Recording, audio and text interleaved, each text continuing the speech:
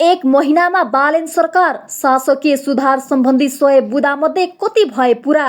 बालेन शाह नेतृत्वको सरकार बनेको एक महिना पुरा भएको छ। चैत 13 गते प्रधानमन्त्रीको जिम्मेवारी सम्हालेसँगै सरकारले 100 बुँदे कार्यसूची ल्याएको थियो, जसमा 50 बुँदा एक महिनाभित्र पुरा गर्ने लक्ष्य राखिए पनि अधिकांश काम कार्यान्वयनकै चरणमा छन् भने केही बुँदा अझै अपुरा छन्।